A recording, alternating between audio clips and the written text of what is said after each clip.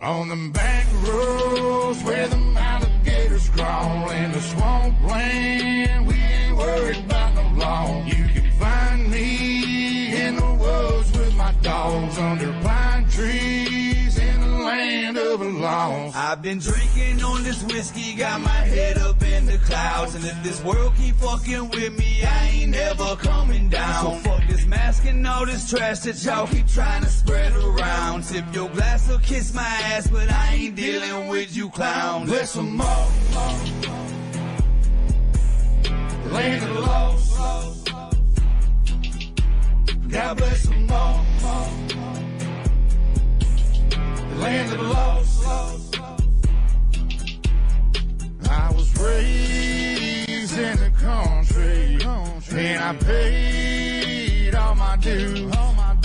I was made in the country, and I won't change just for you. The place I call my home is deep out in the woods. If you don't belong, you better keep up out these woods. Like my trucks are loud and my car's real fast, and I love the sound of a shotgun blast. Come around acting all big and bad, then Mr. Postman, that's gonna be your ass. Now I pray to the Lord above, trouble stays a hell away from us. But just in case one day it comes, I'm not afraid, I got 'em loaded up. It's in my blood, it's in my roots, I keep it real down to my boots. And they hate to see me winning, cause they say I'm born to lose. Might be true, but I ain't losing, I ain't making no excuses. In the land of the lost, you gotta keep it moving. On them back roads where the alligators crawl in the swampland, we ain't worried about no law. You can find me in the woods with my dogs under pine trees in the land of the lost. I've been drinking on this whiskey, got my head up in the clouds, and if this world keep fucking with me, I ain't never coming down. So fuck this mask and all this trash that y'all keep trying to spread around. Tip your glass or kiss my ass, but I ain't dealing with you clowns. Bless them all, land of the lost. God bless them all, come on, land of the lost. New breed. It was backwoods and fishing holes, wild hogs and tadpoles. It was bobcats and backhoes who were hauling.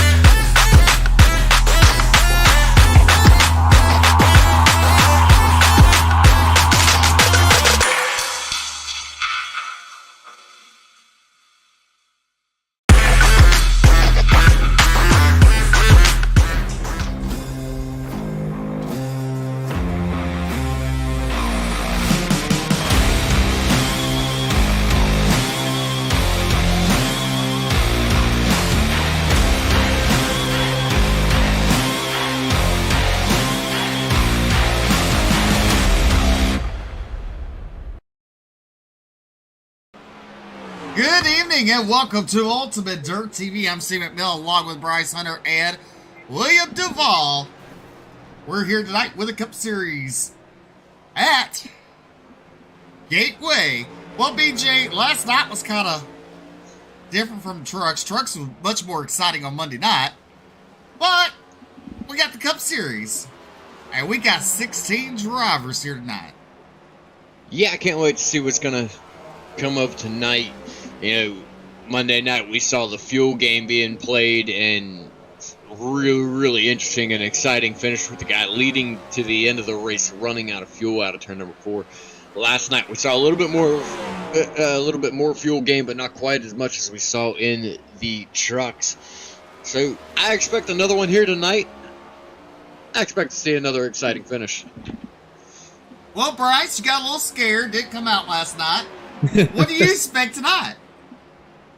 I kind of expect what like we saw in the trucks. I agree with BJ right there when he said that we're going to see some fuel mileage tonight. They added 34 more laps onto this race than the trucks ran, and still have tanks on fuel. So we're going to see these drivers having to save like we saw at Auto Club earlier this season. All right. Well, qualifying is fixing to take place here at Gateway. BJ, what's our stages for tonight? Well, that is an excellent question. I didn't have that pulled up. I had points pulled up, so let me pull that up really quickly. I have that for you, Steve. There we go, yeah. So we're running 134 laps tonight, and lap stages tonight are lap 25 and lap 50. And they have four sets of tires in the bank on pit road. And estimated laps they can run on a tank of fuel is 33 to 38 laps tonight. Well, BJ, tell us our points going into tonight. Our points going into tonight is Aaron Smith leading the points, 372 points, with 3 wins over Alex Huffman with 325 points. That's his closest competitor. And then we got Cedric Hunter, Gabriel Ellison, and Ryan Campbell, the top 5 here in points. A lot of good drivers further on back going to be looking to make their way up tonight. This track, we've noticed that the last 2 nights been a little bit of a wild card track for these drivers. It seems like they've been able to get up through the field a little bit more than what we've seen in previous tracks. I look forward to seeing the points get shaken up tonight. Well, on the track is Ryan Patty. And let's see, he goes second quick. Look at Smith. Aaron Smith goes quick time with 34.23 on his first lap. Look at Jonathan Cogswell into 27. He will go third quick. Aaron Smith, actually, look at this. The leaderboard just changing after.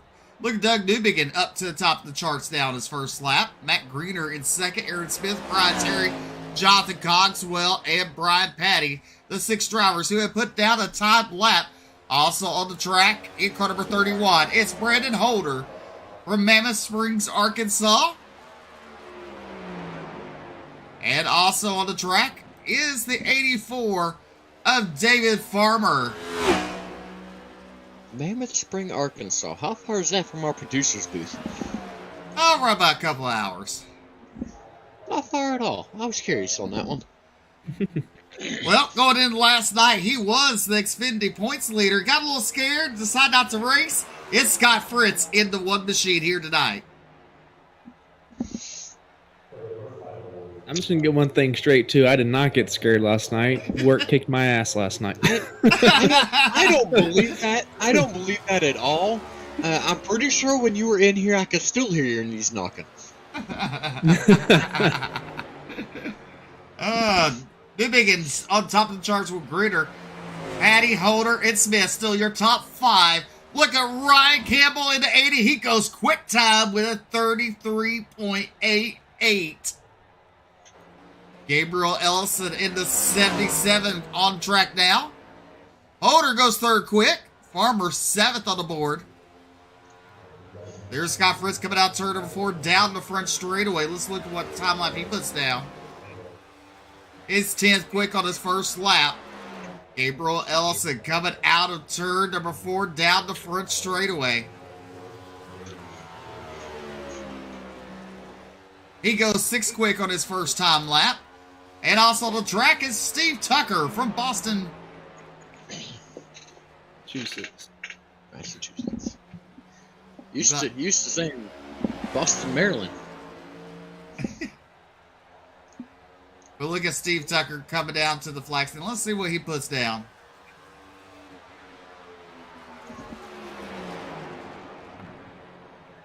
Like that might have been his outlap right there. Yep, probably so. Gabriel Ellison, let's see if he improves on his second lap. He does not. He stays 6th quick.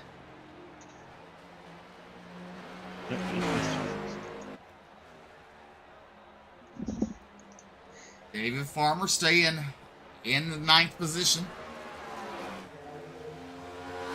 Here's Steve Tucker. Let's see. He goes 8th quick on the board. Your top 5 look like this. Campbell, Newbigin, Holder, Greener, Patty, your top 5. Ellison, Smith, Tucker, Fritz, and Farmer, your top 10. As you've talked about already, that this track seems to have been a wild card in the last 2 races here with the trucks and the Xfinity. It's going to shake up the points. Ryan Campbell currently sitting quick time. He is sitting 5th in points. Doug Newbigging sitting outside pole. He is 11th in points. Already things looking like it's going to get shaken up. And with that, Steve Tucker comes across the line with 34.04, good enough for 3rd. And he is another driver that is on down the list here. Yes, he is. So still left to qualify.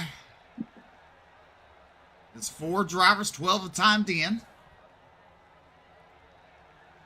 A little smaller field tonight. But hopefully we'll get a lot of good racing going on between these 16 drivers. It seems like there is a lot of drivers out tonight due to either weather or one of them has a power outage. So it's unfortunate for all those drivers not be able to make it tonight, and I think a lot of them are also on vacation. So we are still in the middle of summer, and everyone knows that run leagues that summer always brings lower car counts to these leagues, and that's unfortunate, but it is what it is. And it's just that time of year. But if this was in winter, we would have way more car count for sure. Sitting right now, our top 5, we've got Ryan Campbell with 33.89 seconds. Going to be Doug Newbigging with 34.01. Stephen Tucker, 34.04. Brandon Holder, 34.08. And Matt Grenier, 34.1. He and Ryan Patty are actually virtually tied, both with 34.1. Well, the lap time's very, very close tonight. Well, BJ, that little road course looking doohickey thing down there. Me and you got to ride go-karts in there earlier today. Yeah, it was a lot of fun. Aside from this guy that likes to drive the 17, spun me out like 3 or 4 times. I'm not sure what was up with that. Well, I thought it was Mario Kart, so I was throwing everything at you, trying to hit you. I saw banana peels fly out of that thing, and I saw these little stuffed shells come flying out of there. I'm not really sure what was up with that. Every time I get past this number 17. All of a sudden, I'm facing the wrong direction, and I didn't see nothing fly out there. I think it was just a front bumper.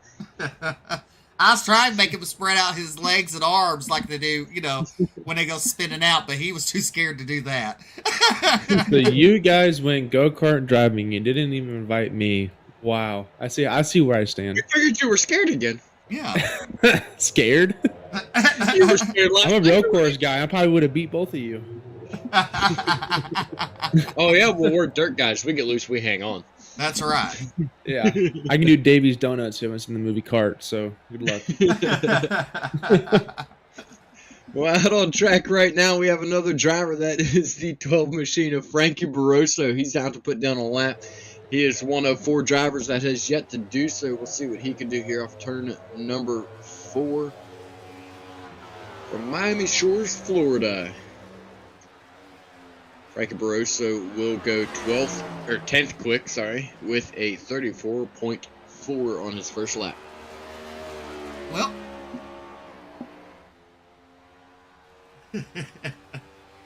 I mean, yeah, I'm talking about go-kart ride. I mean, it's like dirt, Bryce. I mean, it's kind of just hang on, I mean. That is true. That is very true. Normally, we're just holding on one hand, legs and everything flying out of the car. We're barely in the thing. Yeah, unfortunately, the local track out here close to me closed this last Sunday. But there's a new one here going up here where I'm at, and it's going to be a K1 track, so I'm looking forward to see what racing that brings. And I know it's going to be a whole different world than what I'm used to with that old store. It's kind of a ranky little electric go-kart type deal, but this new one's supposed to be all gas and indoor, the bigger tracks. I'm really looking forward to this new one going in and be all slip and sliding and stuff. Definitely. Hey, you're right. And you know what? Something big coming out tonight. Today, as you saw with Kyle Larson and 49 Corps of Outlaw driver Brad Sweet coming up with Sprint Car Series to race next season during the weekday, paying like what, $23,000 to win. I did not see that. Nice. Yeah. I think Aaron Smith thinks he's on dirt this time around. Speaking of news, the one that really shocked me in the real racing world is Tyler Reddick. Have you guys know who that is? Yeah, he's going to 2311. Yeah. In 2 years. He has all of the rest of the season, all of 2023, and then going to 2311 and 2024. So that's going to be an awkward year and a half. Yeah. Well, that will conclude qualifying, and it definitely will be. But here are your results for qualifying. Your top 5 looks like Kiss, Ryan Campbell, Doug Newbigging, Steve Tucker, Brandon Holder, and Matt Grenier. Those guys will hold on to the top 5. Frankie Brosso was able to, on his second lap, to bring it up to 6th. But it's time for starting grid. Head on the pole tonight in the Glove Box Motorsports. Car number 80 is Ryan Campbell. And to his outside is Doug Newbiggin in car number 7. Inside row number 2 from Texas Family Racing is the 34 of Steven Tucker. And to his outside from Glove Box Motorsports, the 31 of Brandon Holder. On the inside of row number 3, we got the 15 of Matt Grenier. On his outside, we got Frankie Barroso starting 12th, or driving 12th.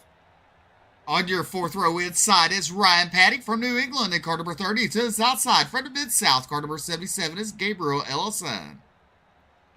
Aaron Smith will make up the inside of row number 5 with Satellite Racing Team in the 70. And he's your current points leader. And it's going to be Scott Fritz from T-Berry Motorsports in the 1 to his outside. So on the inside of row number 6, we got the 84 of David Farmer. On his outside from Color Teal Racing, we got Mo Abbott in the 48. And on your 7th row is Brian Terry from the Mid-South in the 13. To his outside from Indiana is Jonathan Cogswell in the 27. Sitting second in points, he's going to be looking to try to take it away from Aaron Smith tonight. It's going to be the Elite Motorsports of Alex Huffman. And rounding out the field from Lucky Ducks, it's the 20 of Brandon Zimmerman. Alrighty. These drivers are rolling off. Who's your picks? I'm going to go with our multi-winner of this series, Aaron Smith. It's really hard to choose against him right now. He is on a roll. He's won 2 of our last 5 races, and I'm really confident in what Aaron Smith can do here. I'm going to have to go with more of a wild card driver. We've seen him run up front quite a bit. He's yet to be able to pull it out for a win. I got to go with Gabriel Ellison, the 77. Steve? Well, let's see. I'll go Mo Abbott. He's due for one. Mo Abbott, I've raced against Mo for 3 years now, and 3 or 4 seasons, and he's been getting better and better and better every season. So I'm all for that pick too. Alrighty, as the drivers coming out, turn 4, the pace car makes the hard left-hand turn. Fields in the hand of Ryan Campbell and Doug Newbiggin. Down the front straightaway. Green flag is waving. Barney, he's shaking that thing. As we head down into turn number 1, Campbell takes the lead. Look at the second place there. You look at Doug Newbiggin and Steven Tucker battling on the inside. Out turn number 2, down the back straightaway. All week long so far in the trucks and Xfinity, we've been seeing lines seem as though they're moving. The inside line will be dominant, the outside line will be dominant, and it'll change back and forth. Right now, looking almost dead even inside to outside. That's Newbiggin and Steven Tucker continue to run side by side. Steven Tucker with the advantage down the front straightaway. These drivers are going to be shifting multiple times a lap, including in turn 1 and 2. They're going to be shifting probably twice. We got one in the wall in turn number 1 and 2 right there. It's like the 70 of Aaron Smith is getting back on track. But like I said, they're shifting multiple times a lap and multiple times in a corner. Remember, these cars have 5 gears instead of the normal 4 that we have in the trucks and Xfinity. So them shifting is going to add an extra curveball, if you will. Definitely it could be. A curveball, that's for sure, for some of these drivers. But meanwhile, Ryan Campbell's way out in front. Steve Tucker in second. Brandon Holder, your top three. They got Ryan Patty, Doug Newbegin. Ryan Patty to the inside to Doug. Doug will relinquish that fourth place. Now he's in fifth. As your top six are single file, then you go a little further back. In eighth position, you see Gabriel Ellison to the inside of the one of Scott Fritz there. As they come out of turn number two, it looks like these Cup cars are a little stronger on the inside versus what we saw in Xfinity, they're stronger on the middle lane. Yeah, it's almost that they've got more grip on the bottom side. Bryce, you probably have more insight on this than what I do. Yeah, absolutely. These cars, these next-gen cars, have a wider wheelbase and more rubber to hit the track, so they're allowing to have a little bit more grip. And even in real life, these cars they're not good on road courses. Everyone has, even all the drivers in real life are saying these cars aren't good on short tracks. And that's short tracks earlier, not road courses, but on short tracks, there's been a big complaint about how much grip and no tire fall off these cars have. So I'm really curious to see if that transfers over to the sim as well. Well, Ryan Campbell, he has around about 10 car length advantage over Steve Tucker. And then you have Brandon Holder try to close the gap on Steve Tucker there. Then a little further back there, you see Doug Newbegin, Matt Grenier, and Frankie Barroso in sixth spot. Ryan Patty's currently in seventh. And then you have Gabriel Ellison. Then you have David Farmer and Scott Fritz, your top 10. These drivers are all single filed out through the track. And basically, we're going to ride it out probably to the stage. It's definitely looking like everybody's just going to stay calm right now. These cars, seen several of them kind of getting a little loose on corner exit, doing a little bit of wobbling, especially those drivers that are running up higher, trying to keep their momentum a little bit more. Most everybody, though, that is keeping it steady, they're running that inside line, they're getting a better grip off the bottom of the track by the looks of it. We're right on board with Brandon Holder right now, running in third. Just about everybody in the field, Steve, they pretty much all kept their positions. Doug Newbegin fell back to Steve Tucker, Brandon Holder. Those drivers moved up one spot. For the most part, everybody's just staying right around where they started this race so far. Pretty much. Yeah, and they did tell me during the drivers' meeting and talking to some of these before the race today that they will be able to make it on fuel to at least both stages when they come down to pit road. Basically, they're going to use pit road as a split the first two stages, come down pit road on the first stage, come down and get fuel, get tires, get back out, and finish out the whole stage. So we won't have any green flag pit stops until late in this race. Oh, you look at Max Huffman. He got a little squirrely there, a little loosey-goosey, huh?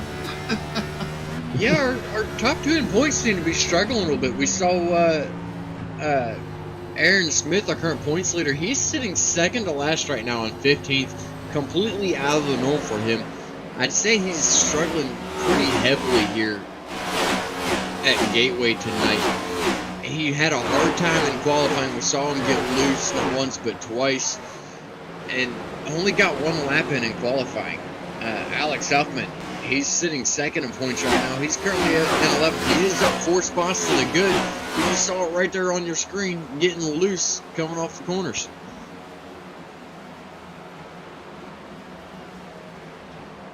Well, this is what we're going to do as it comes to the start-finish line. We are going to crank it up for a lap.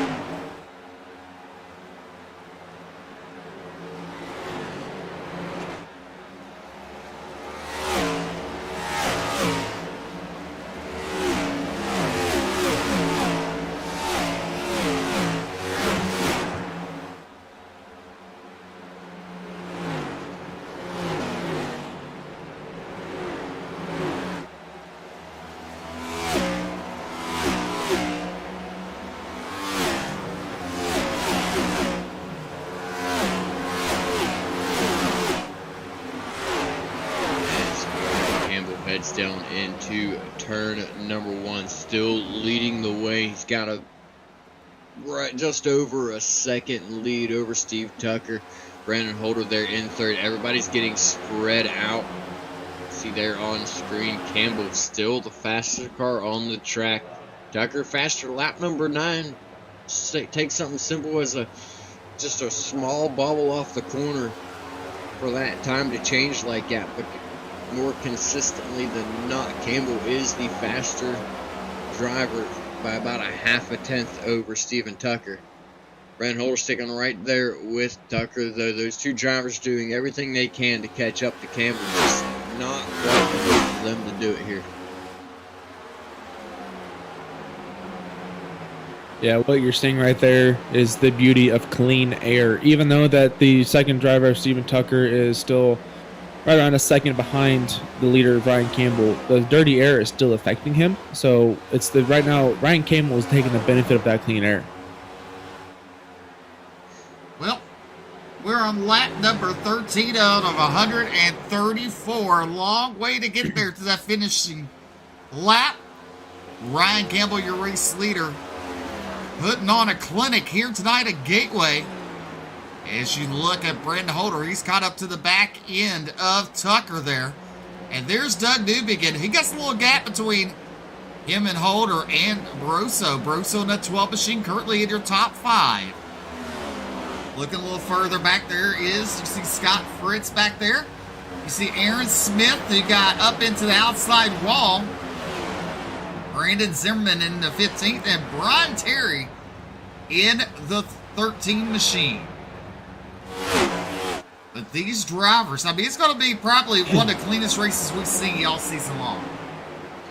Definitely going to have to agree with that. These drivers are being extremely patient right now. Everybody's just spreading out, running at their own pace.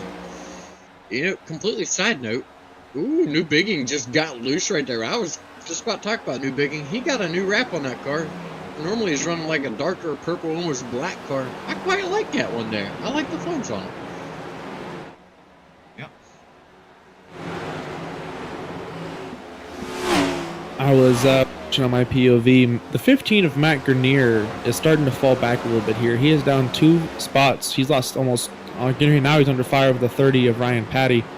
He lost at least 2 positions last 3 laps. He is starting to get really loose on the exit of these corners, and it's costing him some spots here, Steve. That's the 30 of Ryan Patty. He's looking to make a move on the inside of the 15 of Matt Grenier. Like the Ryan Patty's able to outbrake the 15, knowing that he can make that corner better than Matt Grenier. And look right behind him is Mo Abbott in the 48 machine, currently sitting in that 9th position. And right behind Mo is David Farmer in the 84. But Ryan Campbell, I mean, he's come out like out of a cannon, basically. That's what it looked like since the drop of the green. Because there you see Steve Tucker. He's currently in 2nd, and then Brandon Holder in 3rd.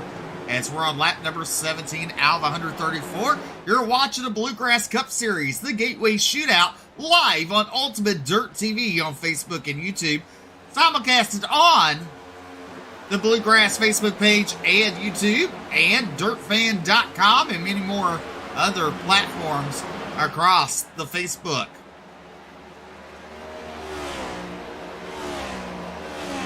Right now, the field still just single file now.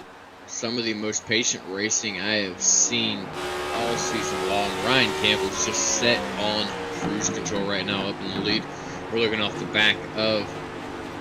Looks like it's going to be Gabriel Ellison. New Bigging up into the wall. Hard. Able to hold on to it though. He continues on. He's going to drop clear back to 9th after starting on the front row. Yeah, hopefully that in Damon Genie suspensions. You know, these new tire, or if you watched the race earlier this year, I believe it was Texas is when iRacing came out with the new damage model for these cars, and hopefully that didn't damage that suspension right there. And hopefully he's able to keep going and not have any repairs. He needs suspensions. I watched somebody recently win a race with no left front. Oh wait, that was a UMP modified. Never mind. Yeah. Bigging very loose off of turn number 2. able to hold on to it, though. He's going to continue on. He's currently sitting back in 10th after that contact up to the wall just moments ago. Car looks as though it's okay. Does look as though it's getting to be a big handful for him to drive, though. You look right now on screen. That is the 31 of Brandon Holder running the third. One thing I'm starting to see here, BJ, is some of these drivers right now, they're starting to experiment with that third lane, especially on turn 3 and 4. I saw the 48 of Mo Abbott go and try to experiment with that third line. I saw the 15 do it. I saw the 84 do it. You know, they're trying to search for grip right now. They're starting to get some wear on the tires, starting to lose some grip, and they're trying to search around and trying to find it. Well, look at there, down the back or front straightaway. You see Mo Abbott there going into turn number 1. There's Doug Newbegin. Trying to see if we can see a picture. It don't look too bad on that right-hand side. He just gave some right-hand romance really loose right there. Again, off of turn number 2. So we know he has problems off of turn number 2. It definitely seems to be the place that he's struggling the most. Here comes Alex Huffman, looking to take that 11th spot away from him now. You gotta be thinking about the mindset of Doug Newbegin right now. He's 11 spots back. He went from the front row of this race to 3 spots from the rear. You know, that takes a toll on the mindset when you're racing. You know, it hurts, especially when it's not due to a caution. To fall way back like that is very discouraging. It's gonna make it hard to stick to a rhythm. It's gonna make it hard to get that confidence to keep going and to get back up, try to get back up to the front for Newbegin. Absolutely, he just needs to calm down, run his race, run his line. Don't worry about anything going on near him. Just he needs to calm down and get that damage fixed from hitting the wall. And I won't be surprised if he's back up there with the leaders. Well, look at Mo Abbott. He's up 5 spots at the start of the race in that 7th position. Right behind him is Matt Grenier and David Farmer. But here's Steve Tucker now back up front. Steve Tucker in the number 24 is starting to close in on your race leader there as we're on lap number 24. And look at here, Brendan Holder is now behind Frankie Barroso.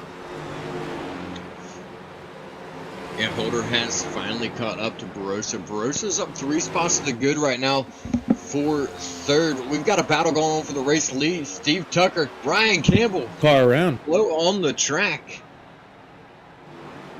Is that Ryan Campbell around? Yeah. I believe so. Ryan Campbell bringing out the caution. The Race leader all night so far. And they will call that one the stage, but on another note. Oh, he clipped the grass. Oh, this is not good. There's an opening right here going flat corner. It's not good. Oh. Ooh.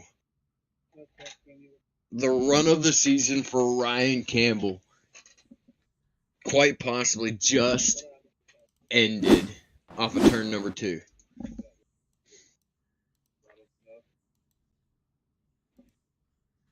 Yeah, in real life, that little diagonal wall right there, that's not normally there. They close that off and put a safety barrier right there. So if that was in real life, that would have hurt really bad. So I'm happy this is all in sim. He's not going to feel that in the morning, but that still sucks. He was on the run of his life, started on the pulled away, and was going to be a stage winner right there. But unfortunately, hit the grass.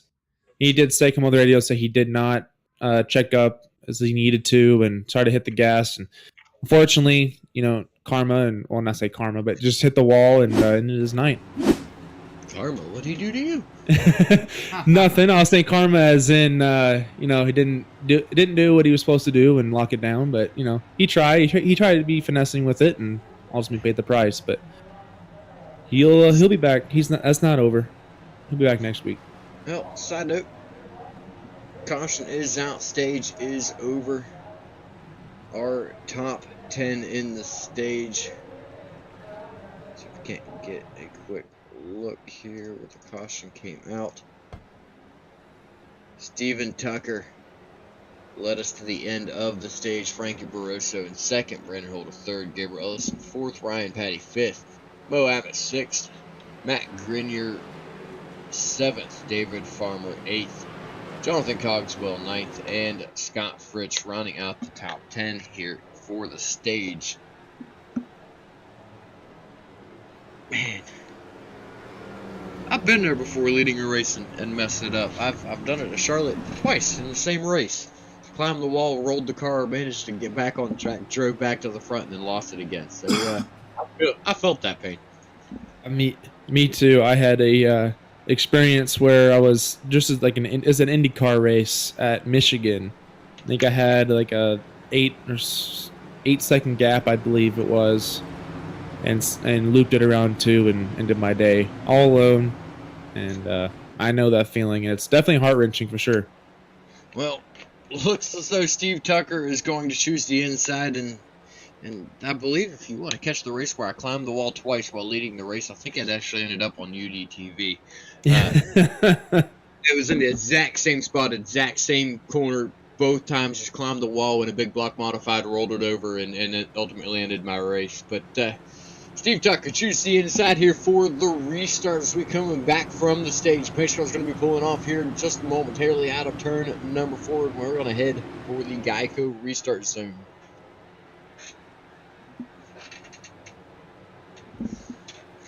Steve? All right, the pace car makes a hard left-hand turn. The field's in the hands of Steve Tucker. As we're heading down the front straightaway. Now we're in the Geico restart zone. When we fire, now he does. Good start there for Steve Tucker. Frankie Barroso on the outside. And then he had Brandon Holder and Gabriel Ellison. Holder on the inside, Ellison on the outside. Holder to the inside of the 12 momentarily. Down the back straightaway. Ellison looking to have that third spot going into turn number 3, but Holder fires back on the inside. They're side by side out of turn number 4. Give it to Holder when they hit the line. Your top 5 looking like this. Tucker, Barroso, Ellison, Holder, and Farmer. Your top 5 as they head into turn number 1. A lot of cars side by side throughout this entire field. You know something, Steve? I just realized the last 2 nights we saw that outside line be more dominant with the majority of the restarts. And here tonight, so far, we've had 2 restarts and both of them inside with a massive jump over the outside row. Getting a good run. Barroso sitting second. Battle going on for that third spot still between Ellison and Holder. Ellison on the outside has the position at the line that time. Holder was still looking to fight back on the inside. Backs off into turn number 1 this time, though. They're going to single file out, fall back in line, and try to run some laps out here. Bryce, what did you say our next stage was? The next stage is on lap 50 here, BJ. Well, next stage, that's 20 laps from now. So, yep. Steve Tucker out front in that 24 machine. There's Frankie Barroso in second there. And Gabriel Ellison now taking over that third spot as the field's pretty much single filed out. There you see the 30 of Ryan Patty. Gets a little high. Now Scott Fritz looks to the inside of him. Can't make anything happen. He'll fall back in line. As a battle for 8th and 9th on the board. They got Jonathan Cogswell in 10th. Brandon Zimmerman, Aaron Smith, Doug Newbigin, Brian Terry, and Alex Huffman. Ryan Campbell, the only driver out of the race so far. Yeah, only one driver out, and he was our pole starter, led the entire race right up to the end of that stage, brought out the caution. They ended the stage with that caution. Very unfortunate and very surprising to see the leader be the driver that brings out the caution, the first caution of the race. Steve Tucker, now he was looking for that lead position, wanting to get it, and now he's got it. He's got that clean air. He's pulling away. Entire field single file behind him. Everything's playing right into his hands right now.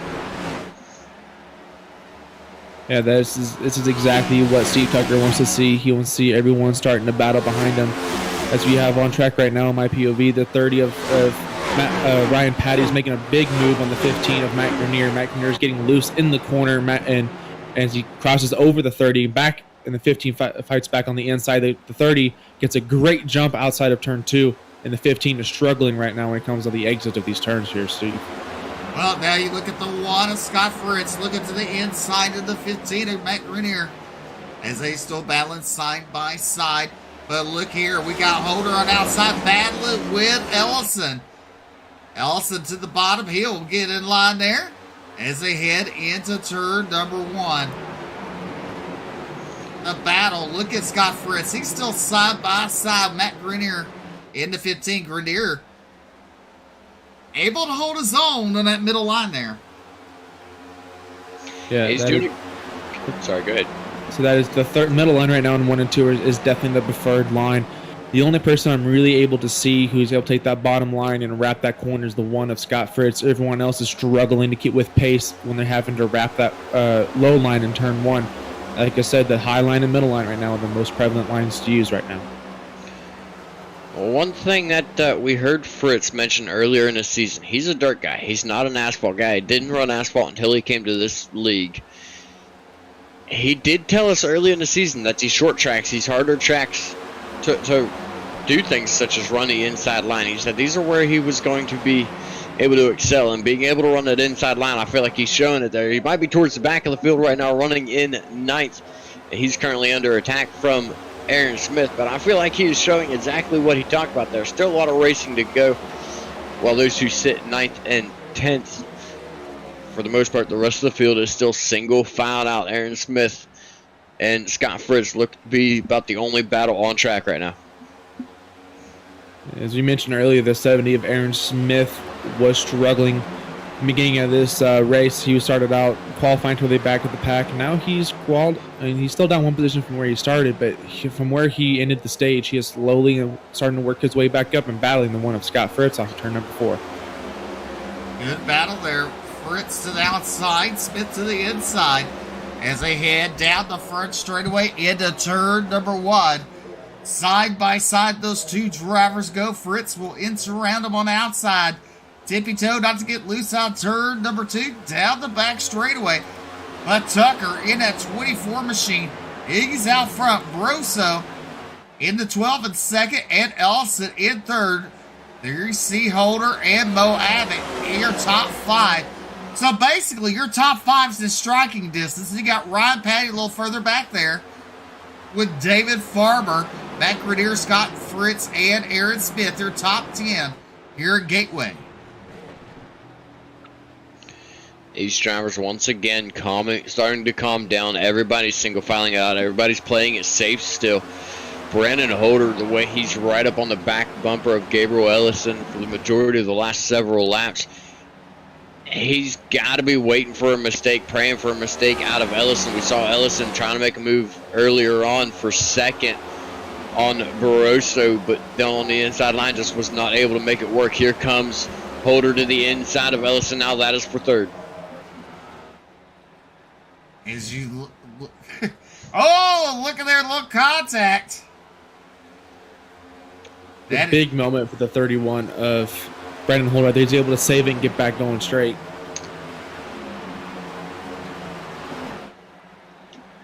As they're battling, look at the battler right there. That is for 3rd and 4th on the track.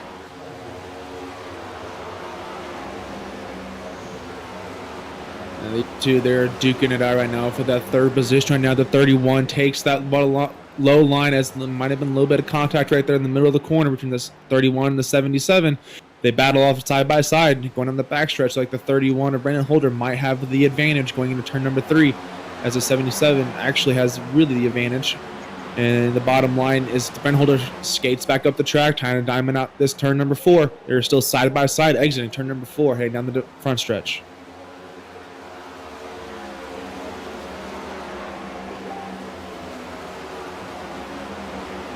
As you look right now, single filed out throughout the field. You look a little further back, you see Jonathan Cogswell. There's Doug New beginning 12th, Brandon Zimmerman, and Brian Terry. Alex Huffman, he's showing one in 15th, a couple laps down. It does look as though he is one lap down. Alex Huffman struggling here tonight big time. He's sitting second in points, hoping for a good night to try to knock some of that gap down between him and Smith, or even try to take the lead away from Smith. Smith's been dominant all season long. 3 wins in a row, if I'm remembering correctly. He's sitting in 9th right now, back to where he started, slowly starting to work his way back forward. Tucker now starting to increase the gap. Looks like we almost had a 3-wide situation there towards the back of the field coming off turn number 2. Yep, there you see Huffman to the inside of Newbigin. As he's getting around a couple of cars there. There's a 27 of Jonathan Cogswell down to the inside of Scott Fritz out of turn number 4. So you gotta wonder, something happened to that Ford machine we had to pit, because he looks like he's on some fresh tires and he's moving quickly. Definitely something going on there. Don't know if he tried a different pit strategy to try to work things out and get up through the field. Showing Alex Huffman pitted the on lap 37. Whereas everybody else pitted on lap 25, so there was a little bit of a different strategy or different plan going on there for Alex Huffman.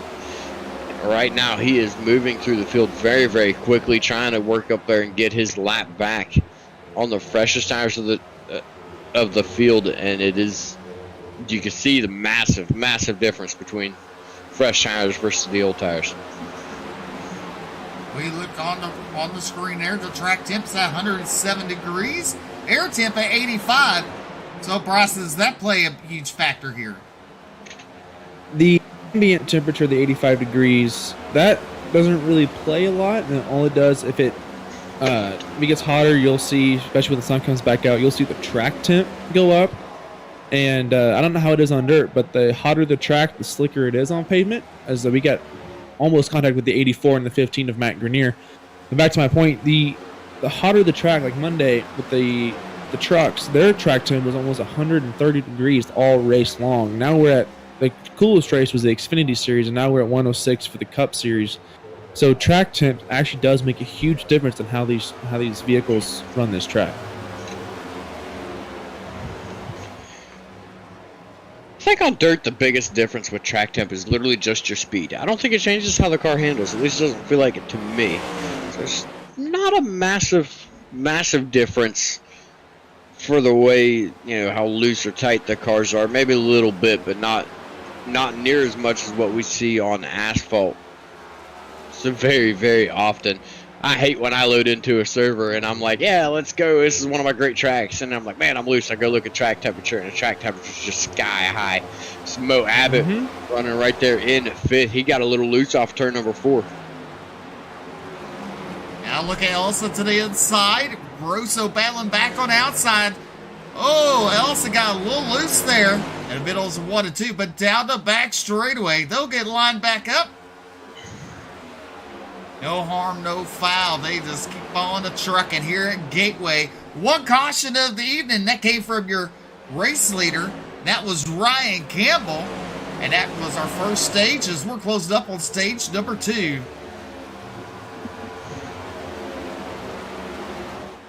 It's just 3 laps to go here on the stage. Top 5 still Tucker, Barroso, Ellison, Holder. Those drivers, for the most part, have maintained the same positions throughout the entire race. Mo Abbott sitting there, he will round out the top 5. He's 7 spots to the good so far in this race. He's our biggest mover of the race. Not really any big movers, not really any shakers going on right now in the race. Just Mo Abbott moving up 7 spots into 5th. Not a bad run going for him if he can keep it going the way he's running right now, but he's under attack right now from the 30 of Ryan Patty. And Patty, he's able to, we've seen a couple times him while watching him, that he's able to brake a little bit later into these corners. Him knowing that he has the right brake bias and the right weight on the sides of the brakes to know that he's able to dump the car into those corners and is able to stick. Well, look at Huffman there. He's up to past the 77. That's Gabriel Ellison in second. So he's charged through the field like he's on fire as we're on lap number 50. Steven Tucker is your race leader. Ellison, Barroso, Holder, and Patty, your top 5. As there you see the screen, that's Alex Huffman. And there on pit road is Aaron Smith, the 70 machine. Aaron Smith going down pit road as the white flag waves on the stage. If he can get back off of pit road before Tucker comes, and does not look as though he's going to. He's been on pit road now in his stall for 1 minute and 20 seconds. He's trying to get some damage repaired on that thing. That is not the way that the driver, the number 70, is wanting his night to go. As the stage comes to an end, your top 10, Tucker, Ellison, Holder, Barroso, Patty, Abbott, Grenier, Farmer, and Newbigging, and Zimmerman. Your top 10 here for stage number 2. Steven Tucker coming home with his second stage win of the night. He's up there going, shakalaka, I did it. And one thing too, I want to bring up with the 70 of Aaron Smith. They did, I was kind of hearing it, but kind of not. They were over the radio, him and I believe it was David Farmer. So it looks like contact did happen between them two, as they were talking about on the radio. But yeah, like you said, that's really unfortunate with the 70 of Aaron Smith.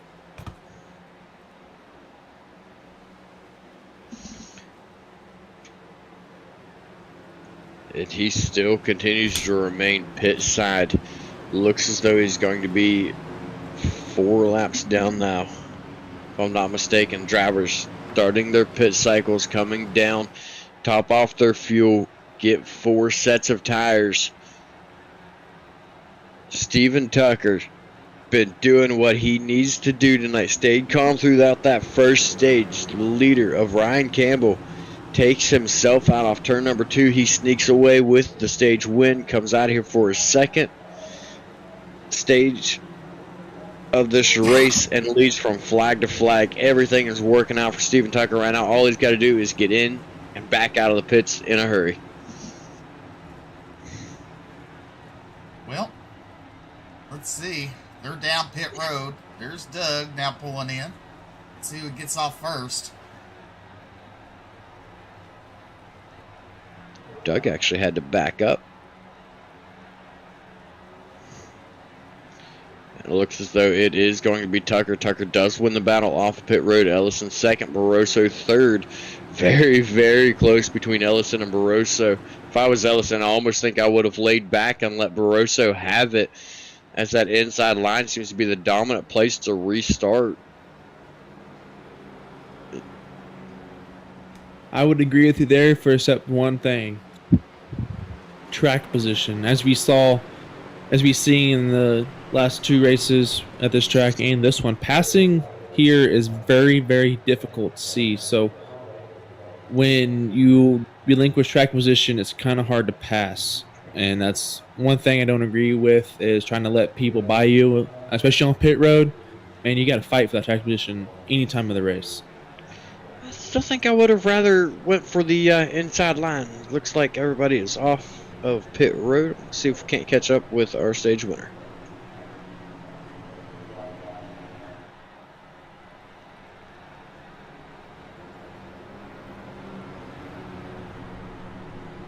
Alright, and I have caught up with the driver of the 24 machine. Steve, you managed to sneak it in with the win on the first stage. Then let it flag to flag, come home with the win of the second stage. How you feeling right now? Oh man, I'm kind of top of the world right now, dude. Yeah, stage 1 was a shame. Campbell spinning at me there. I mean, I was catching him, but both of our tires were pretty beat up, so hard to say who could have won that fight. But yeah, stage 2, I feel pretty confident. Sometimes these races come down to attrition, and it's whoever can survive the longest or keep their car clean the longest. So in a case like this, I mean, we're showing some speed, qualified third, and this is one of those tracks where I'm circling the calendar.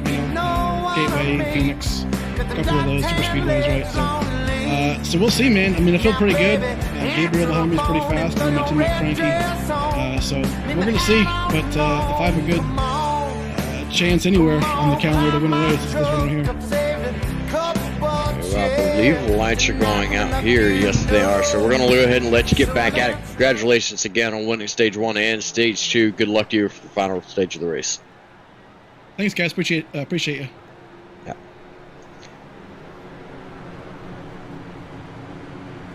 That All was right. Steven Tucker. As they're doubled up, so it's Tucker and Ellis in the front row, Patty and Barroso on row number 2. Then you have Holder and Abbott in row number 3. Well, BJ, who was your pick? Mine? Yeah. He's sitting on the outside front row. Okay. Who was your pick, Bryce? A 70 of Aaron Smith. So basically, it's me and BJ in the ball games too.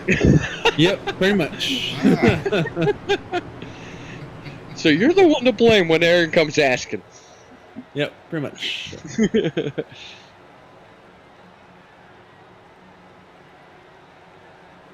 Take it away, Steve. Base car makes that hard left-hand turn. Coming to the Geico restart zone. The field's in the hands of Steve Tucker. Green flag will be waving from Barney. There he goes. And look at the 12 of Frankie Barroso in his hip pocket. Going to that second spot into turn number 1. Now Barroso to the inside of Tucker. Tucker going to power away on the outside.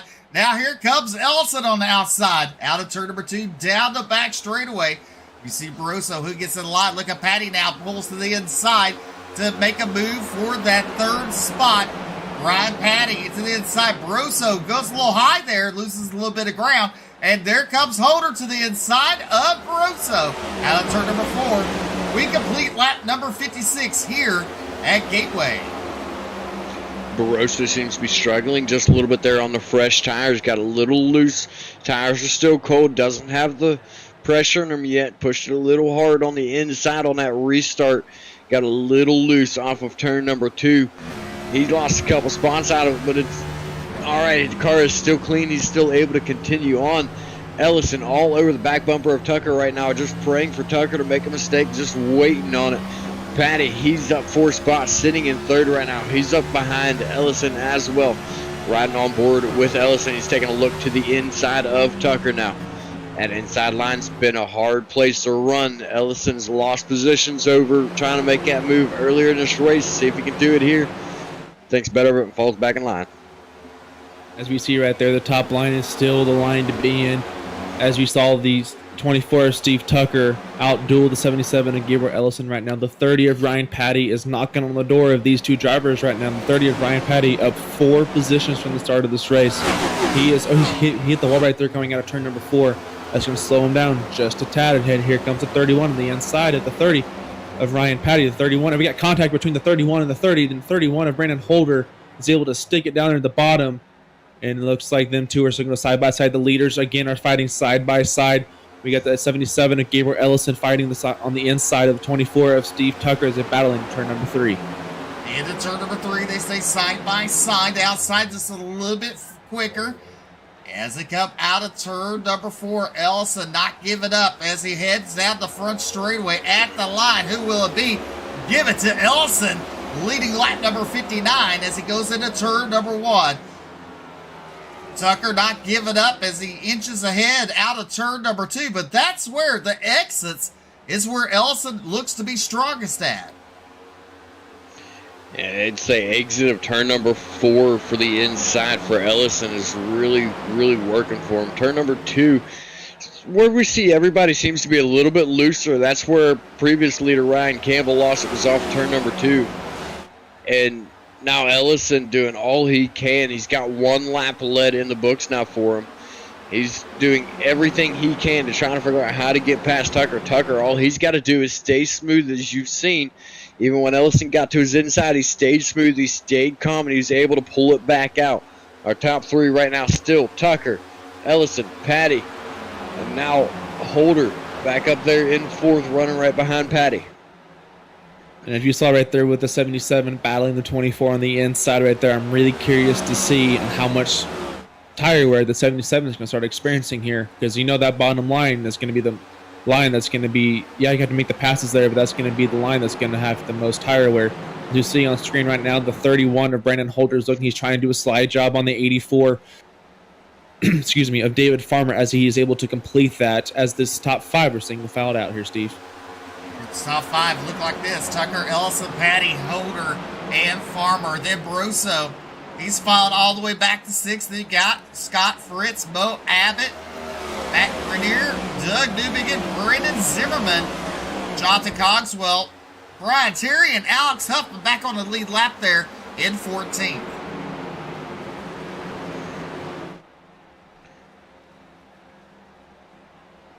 As they come out turn number 2, down the back straightaway. Hey, look at that porta potty. You know, I guess if you wanted to wreck and you have to change some underwear, you at least go to the porta potty right there. Yeah. This is true. This is true. All right, so Brandon Holder currently all over the back bumper of Ryan Patty, doing everything he can for that position. He stuck his nose to the outside several times now. He stuck his nose to the inside a few times. He's got to be wearing out those front tires, especially moving all over this track, trying everything he can to get around Patty. He's definitely quicker than Patty at the moment. You see him now. He's taking a look to the inside of that number 30 machine.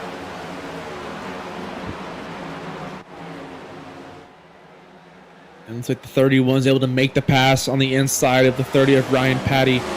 Brandon Holder used Ryan Patty's move right there to late break into the corners and able to slide job in front of the 30 of Ryan Patty.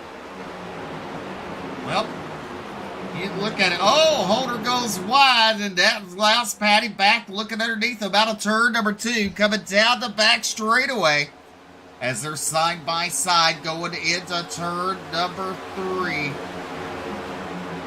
Patty to the inside line. There's Holder. Patty pushes up a tad bit. Out of turn number 4. Let's see what happens. He got a little squirmy, but at the line, give it to Patty for that 3rd spot. You know, see, I'm trying to figure out when these drivers go into turn 3, because in turn 1, it looks like the person on the outside has the advantage, but going into turn 3, it's really hard to see on which driver on the inside or outside has the advantage, but it looks like that doesn't matter because the 30 and 31 and the 30 has single fouled out with the 84 now on the outside of the 30 of Ryan Patty. The 84 is trying to make gains on the 30 of Ryan Patty. It looks like that's not going to happen as the 30 it starts to pull away from the 84 of David Farmer. As you look up front, your top 2, Tucker and Ellison, have pulled away from the field. They're running around about exact lap times, it looks like, roundabout. And then you see Holder, Patty, and Farmer, your top 5. Looking a little further back there, you see Doug Newbigin got a little squirrely out of the 2. And then you have Jonathan Cogswell, Brendan Zimmerman.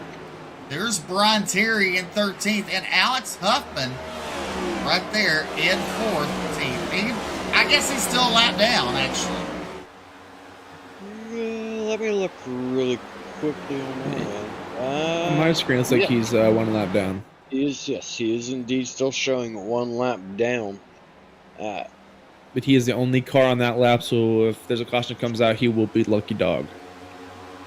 As long as he's not involved in it. That is true. That is very true. Way to jinx a guy, Bryce. Yeah. Oh, well. Hill leading the way, though, Steve Tucker in that number 24 machine. He's got right about a 5-car length lead over Ellison.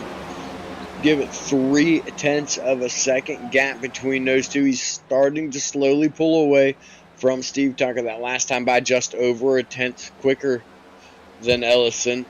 Ellison continues to pull away from Holder. These top 2 drivers still the fastest cars on the track at the moment. We're looking a little further back now at, well, as soon as we decide who we're going to watch. Looking a little further back at the 15 and the 7. That is Matt Grenier and Doug Newbigin. Newbigin not having the race that he was looking for, especially after that qualifying run that he had to start in 2nd. He has been struggling ever since the initial drop of the green flag. These drivers right here, that is Abbott, Grenier, Newbigin, Jonathan Cogswell. You can throw a blanket over these 4 right now as we look off the nose of the 7 of Newbigin.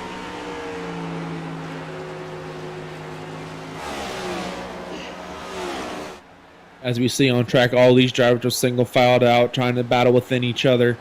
As we see right now, the 77 Gabriel Ellison is trying to catch the leader of 24, Steve Tucker.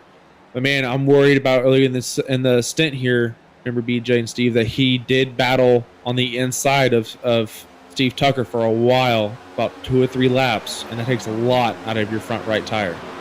Well, that's true, and you see Ellison there falling back a tad bit from Tucker. But look at Holder, he's in that 3rd position. Patty, he's known for using those tires up quickly. He's a hard racer.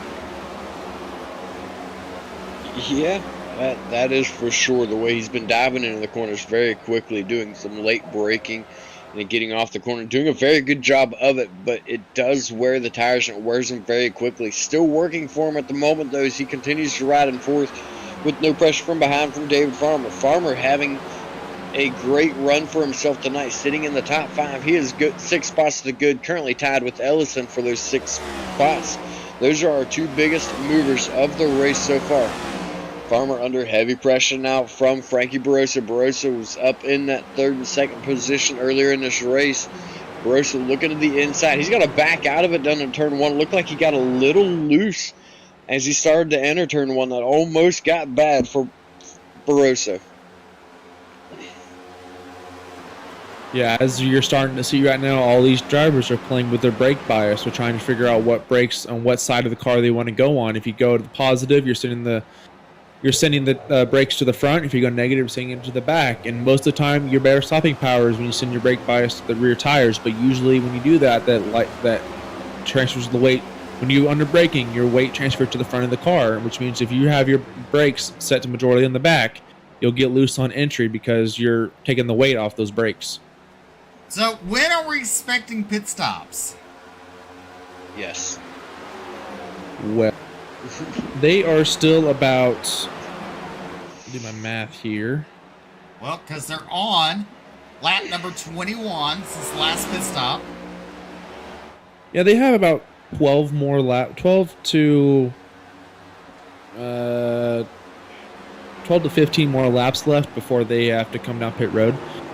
We still got a little bit here. They run half tanks here in Bluegrass iRacing Series, but these cars have a little bit bigger tanks, so they are able to run 33 to 38 laps here, and we still have a while yet. Well, you look at the pass there for 3rd. Ryan Patty takes over that 3rd position from Brandon Holder.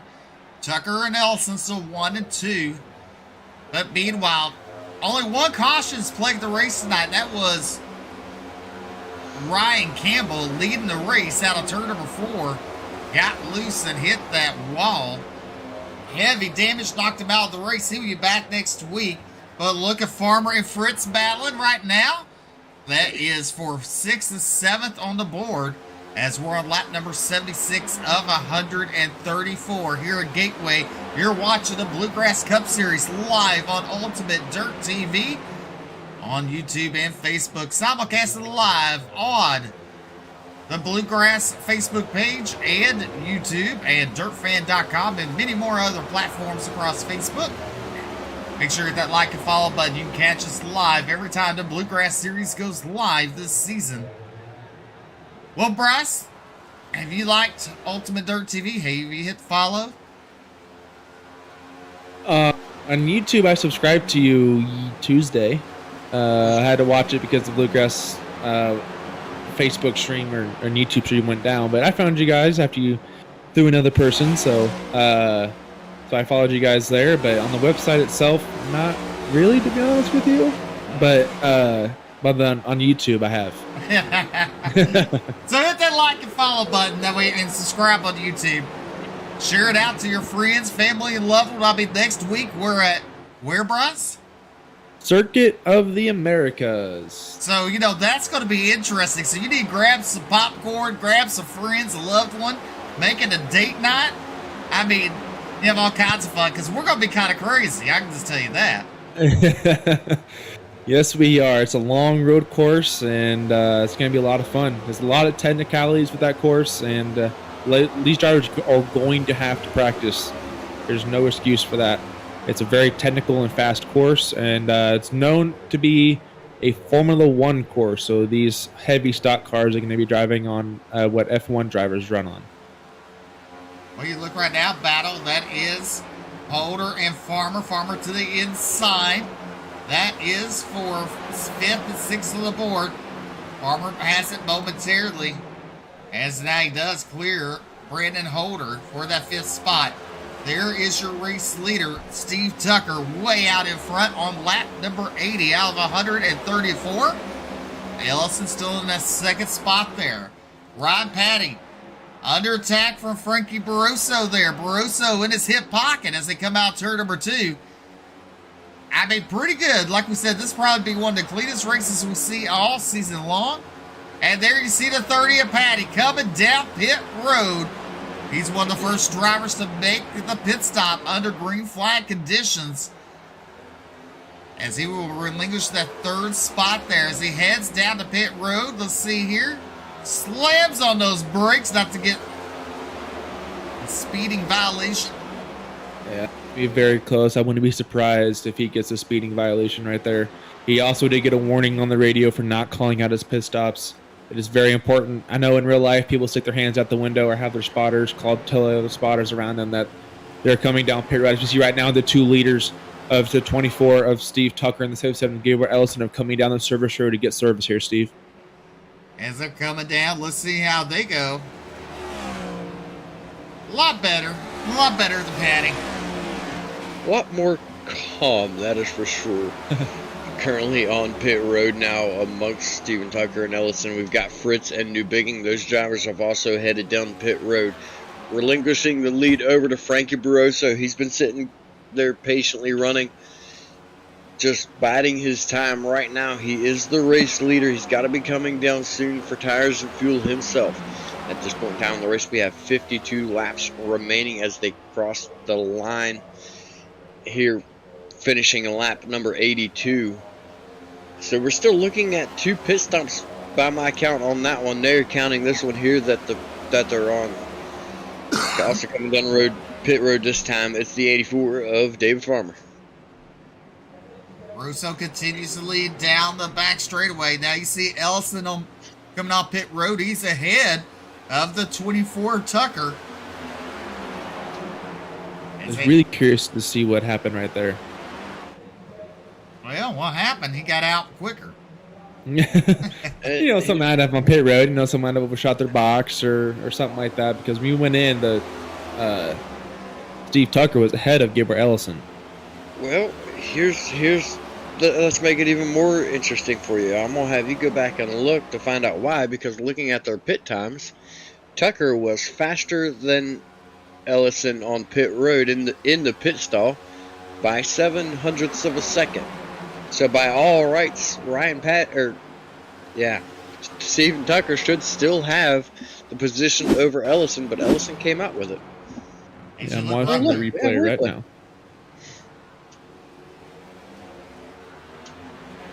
That tells me that Tucker had issues getting to his pit stop quickly, whether he overshot it or something. Not entirely sure. Because you see right there, Ellison way behind in the pit stall, but still able to get out considerably quicker and get rolling. The only thing that's questioning me right now is Gabriel Ellison might have exited through too many pit stalls. We do have a pit stall limit here in Bluegrass. But if it doesn't go to the black flag, then it's like race control will most likely clear it. But yeah, it was also like too that the leader of the 24 did spin his tires a little bit more, didn't get the traction down coming out the pit road, so he did have a little bit more smoke on his exit. But man, that's a great stop by Gabriel Ellison. Frankie Barroso still out front. Matt Grenier, Jonathan Cogswell, your top 3. DF Holder and Brian Terry. They have not pitted yet. Gabriel Ellison in that 6th position. There's Ryan Patty and Steve Tucker. Matt Grenier down pit road in the 15 machine.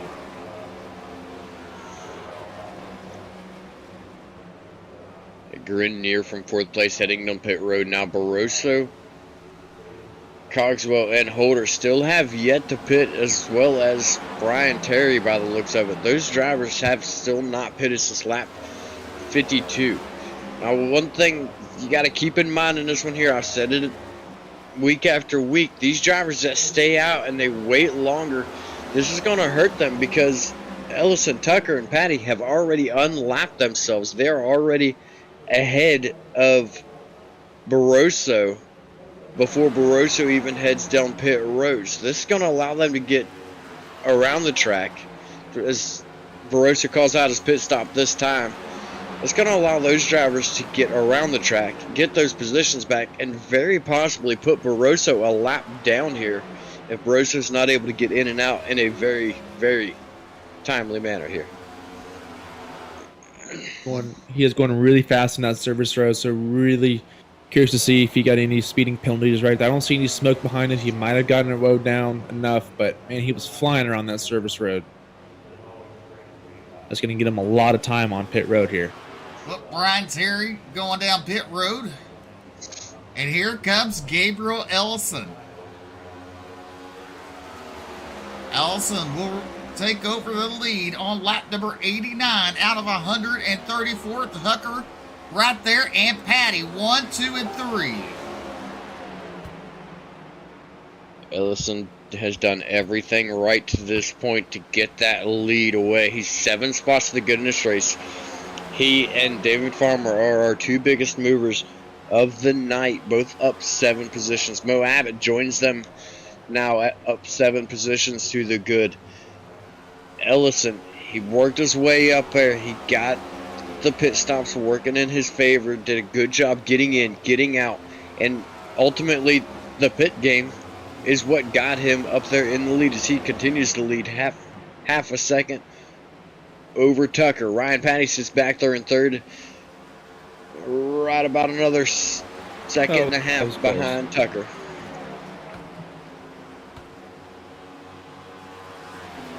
That was really close for Ryan Patty right there. He almost clipped that diagonal wall. I think that was Ryan Patty. Yeah, that was really close to ending his night right there. Well, thankfully it didn't ruin his night. For your top 3, Ellison, Tucker, and Patty. We're on lap number 91 here at Gateway for the Gateway Shootout. There's Scott Fritz currently in 7th.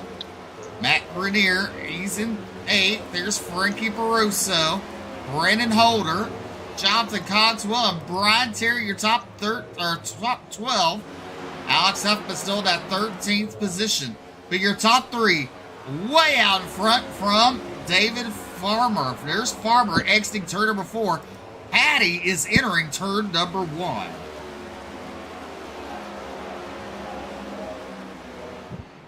Patty now sits 1.8 seconds behind Steve Tucker. So nearly 2 seconds behind him. Ellison sits nearly a full second ahead of Tucker. Finally got what he needed, finally pulling away. These drivers are all by themselves out here. All 3, in a sense, have nearly clean air. Tucker, probably the dirtiest air of the 3, is the gap. Not quite as much between him and Ellison.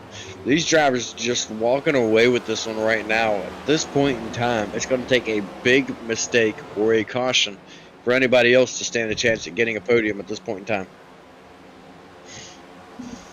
Here's Ellison way out in front. There's Tucker, and there's Patty. Look a little further back there, you see Holder and Barroso. Barroso in the hip pocket. That's for 9th and 10th on the board. Holder flirting with the outside wall a little bit. But we're only had 1 caution of the night. That came on, I believe, on what, BJ, lap number 32? Or No, 24 for the because that was the end of the first stage. let's see here. 24, because they pitted on lap number 25. There you go. Well, I'm look smart. at that nifty little trick there, Steve. Look at you going.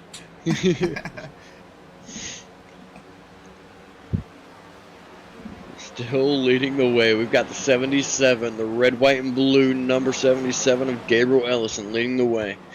Steven Tucker sitting there in second. He's led the most laps tonight, but he has relinquished that lead to Ellison over pit stops. Ryan Patty still third. David Farmer still fourth. Mo Abbott still fifth. These drivers, all of them are spread out. Probably the closest of those five would be David Farmer and Mo Abbott. And even there's a gap between those, and Ryan Patty gets very loose off of turn number 4. Turn number 4.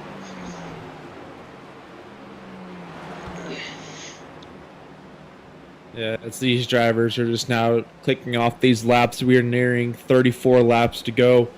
Yeah, interesting point here, BJ, is Ryan Patty. He's been aggressive all night long, and with him being aggressive like that, I wonder if he's starting to feel the consequences of that, trying to burn those, get the power down early in the turns to get his exits off, but he might be burning those rear tires off too.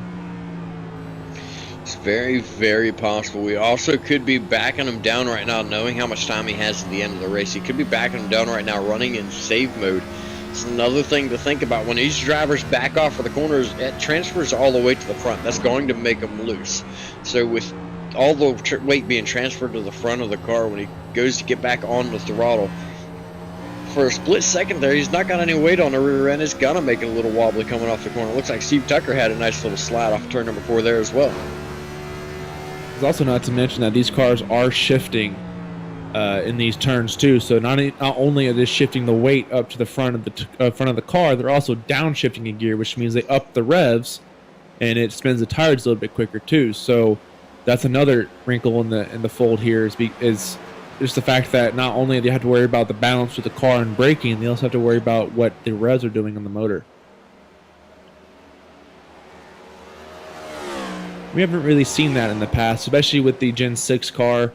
And I know in the trucks they always have shifted here, especially in turn 1. But in the Cup cars, I know before on iRacing, before they came out with these Gen 7s, we never shifted in turn 1 and 2 with the Gen 6 car, so we didn't have to worry about that. I think the only time we shifted in anything was on road courses and turns. So, and now on these next gen cars, they shift in every short track and pretty much any turn. So it's a whole different world when you drive these next gen cars.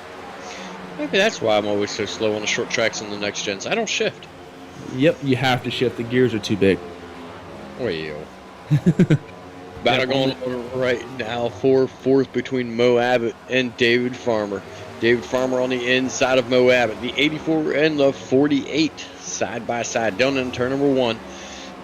Give the position to David Farmer for the time being. Abbott still trying to fight back on that outside for that 4th position. As we see the battle still ongoing for that 4th and 5th position, as the 84 takes the dive into turn 3 and 4, it's able to make a stick right there, but the momentum will be on the 48 on the outside of Mo Abbott. As they come on the front stretch right now, is going to be advantage to Mo Abbott. Mo Abbott in that 4th position. Farmer not giving up. He's tried everything he has. But look, out of the turn 2 there. Give it to Farmer. Farmer now in 4th as Mo has fallen back to 5th. One thing I saw there, Steve and BJ, is when David Farmer went into turn number 1, he made the 48 get out of the outside line there, get into that rough marbles, and 48 is able to lose, had to check up, and allowed the 84 to pull away. Definitely. It's a very interesting tactic right there. Yes, it is. There's Doug Dubig, and had a mistake at the very beginning of the race. He's in 6th right now. And there is Matt Grenier in the 7th position. Scott Fritz in 8th. There's Brendan Holder in 9th. And Frankie Baruso in 10th. As we're on lap 103. We got 31 laps to go here at Gateway. Is there one more pit stop, you'll say? I would say yes, but as we've seen in the trucks and the Xfinity series, we don't exactly know how well these cars are going to start saving. So some of them might, some of them won't. But more than likely, I'll make my bet on the fact that they have to pit at least one more time. Well, that changed everything. Caution's on the speedway. Woo, woo. Who let the dogs out the second time tonight? Doug Newbegin bringing out that caution. Let's take a look. Oh, he got loose off of 2. Oh, no, the same thing. Exact thing. Hey, there's a porta potty. Need to change your underwear. Our top 2 starters, both identical wrecks between those 2. That's not something you see every day. Not a. That's true. That is true.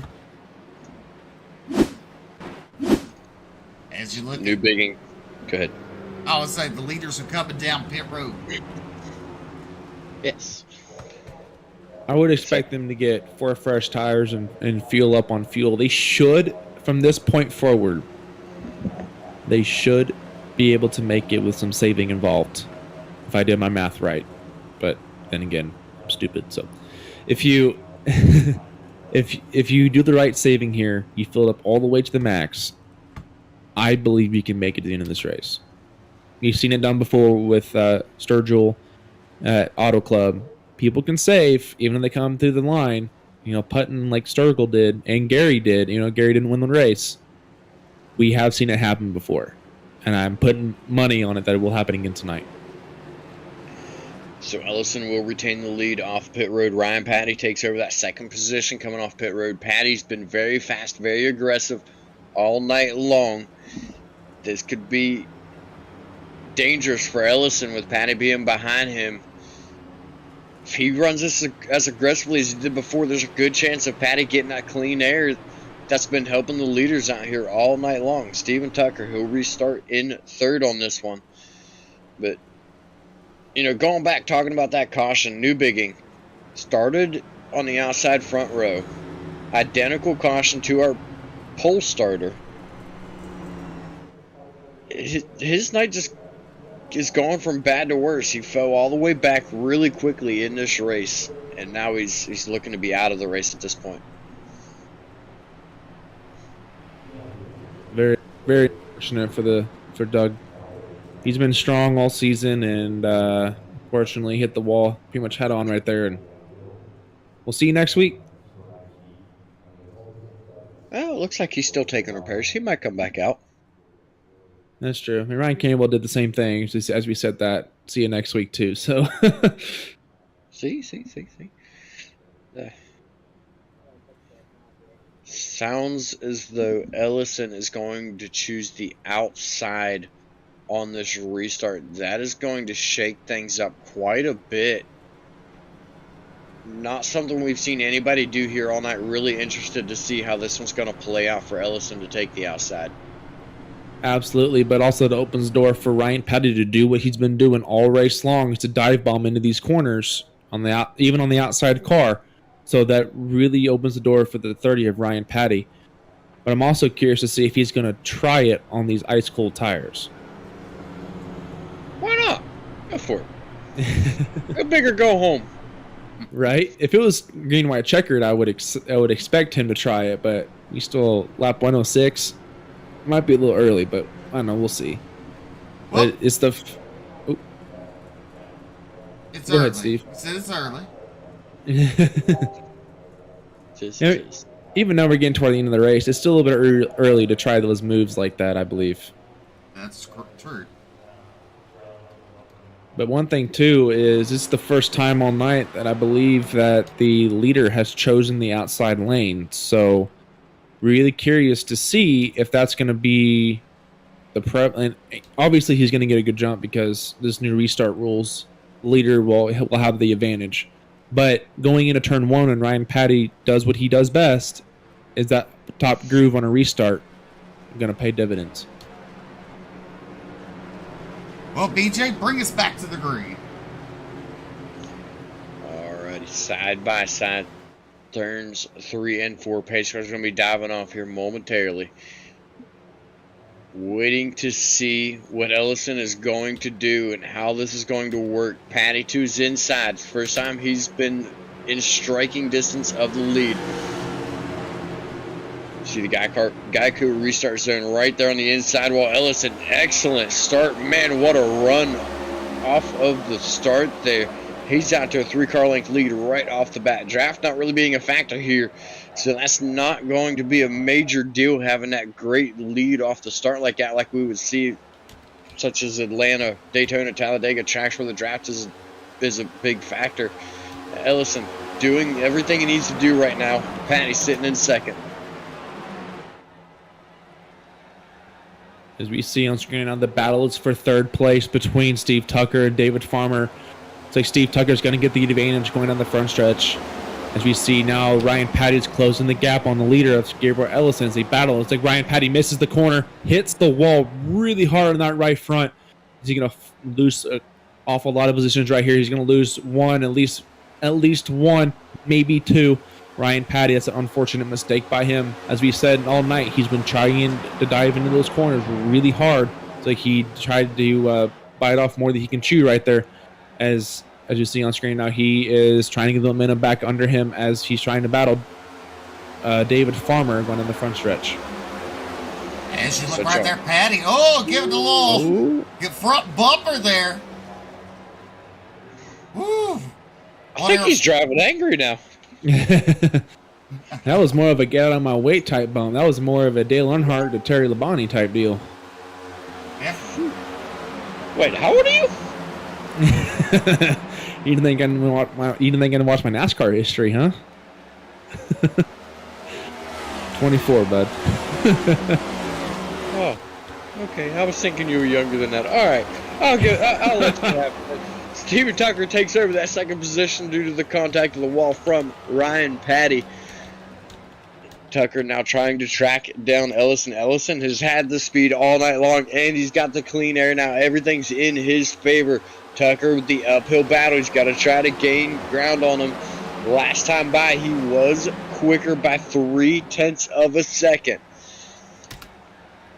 Right now on screen, you're looking at third, fourth, and fifth. That is Patty, Farmer, and Mo Abbott. Mo Abbott having a good race here tonight, up 7 spots, trying to make it 8. One thing too, the 24 Steve Tucker just set the fastest lap of the race, so he is still on the prowl to get that leader. Caution on the racetrack. Well, that changes things. Alex Huffman. Oh no.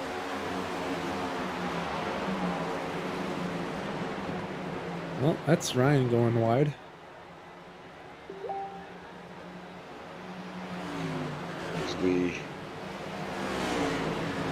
Let's see here. As we search for the replay, Alex Huffman, his night continues to go from bad to worse. All of our top drivers in points, with the exception of Ellison, really struggling here tonight.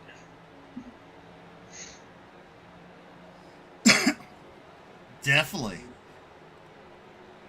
Definitely, that is for sure. Whew. Not sure. Looks like he.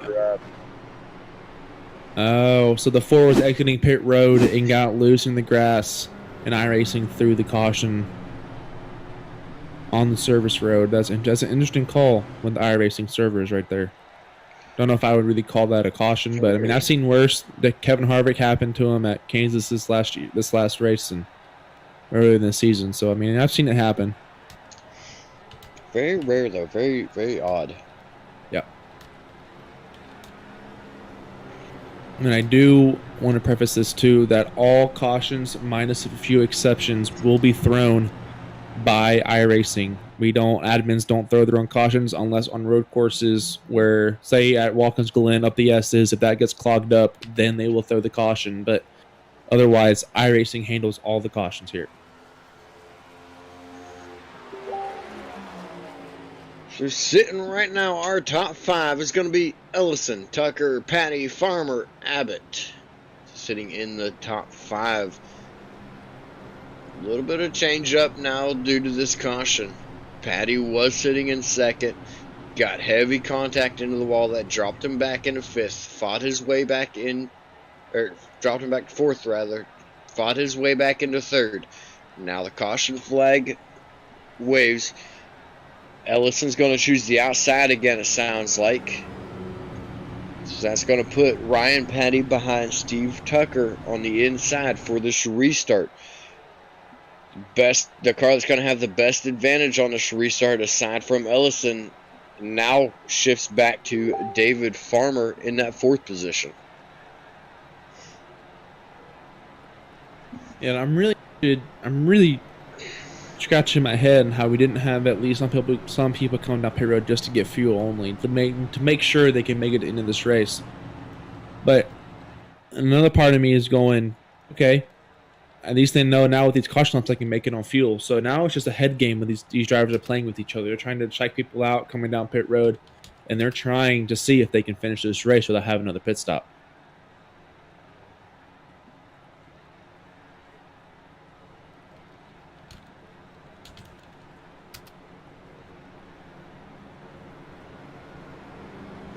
I'm also really curious to see how that damage when Ryan Patty hit that wall, he hit it a ton. So I'm really curious to see if that damage is going to hurt him in the end. Definitely a very good question. The right front damage, I've seen it time and time again. When you get right front damage, it makes that right front tire wear down that much quicker. It's almost like you get a burst of grip for a while on tracks like this, but then all of a sudden your tire is just gone that much quicker. Absolutely, and you won't have much straight line speed too, because these cars are so air dependent that as soon as you get any crinkle in these bodies, they're going to slow way down. Even though this is still considered a quote unquote short track, it's a 1.25 mile. It races like a short track with really, really long straights. So in the corners, he should be fine. In the straights, he's going to feel it. Well, lights are out on the pace car. They're side by side. Ellison on the outside of the front rows, where he has chosen to go once again. Work for him once, see if it works for him again. Tucker to his inside. Second row is going to be Patty on the inside. Farmer to the outside. Third row is going to be Grenier on the outside and Abbott on the inside, I believe. Yes, it is. I believe I can fly. I was having a brain fart for a second there. Don't remember which one was in fifth. The pace car is off. Ellison leading him back to the Geico restart zone. Green flag is out, and they're away. Ellison off to another great start. BJ. Patty falls way back on that restart. Yeah, Patty just got re-going, and caution's out. Take a look here at our instant replay, see just what happened. I thought there was a yellow card missing out of that.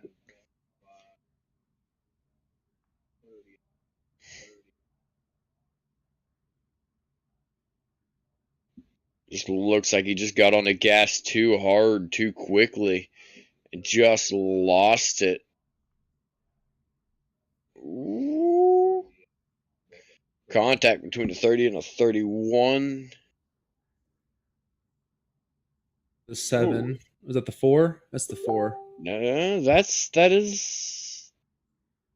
I think that is the 7. There's the 4 coming now, so that is the 7 there. Okay. New Biggin involved once again. Man, his night continuing to not go his way. Ryan Patty, from such a good run that he's been having, he's not going to be mired back to the back. Unfortunate for him. It happens a lot. Drivers just get on the throttle too hard, too quickly on these restarts, and it just goes away from them.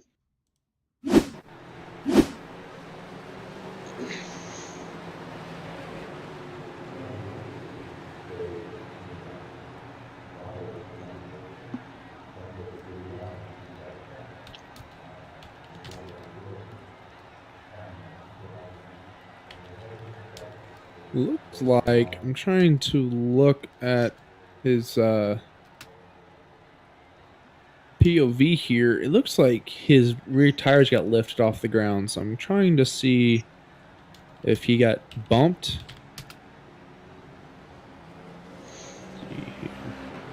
Well, I know the caution was called for Ryan Patty getting loose.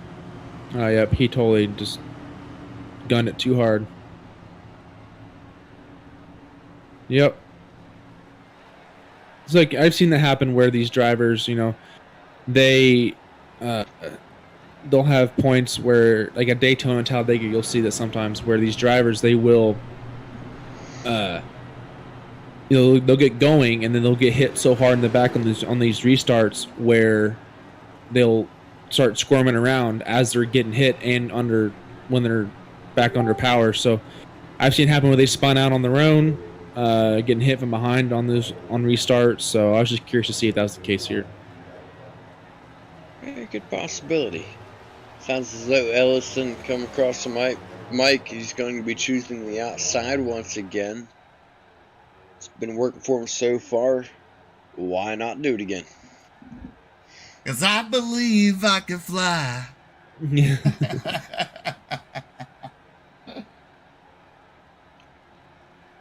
Don't you, BJ? Don't you believe you can fly? Sure.